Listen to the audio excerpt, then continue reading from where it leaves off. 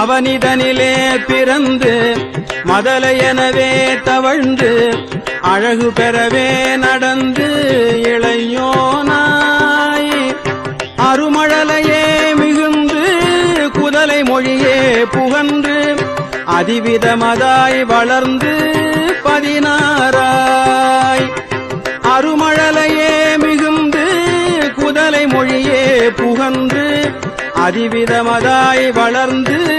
16 சிவகலைகள் ஆகமங்கள் மிகவும் மறை ஓதும் அன்பர் திருவடிகளே நினை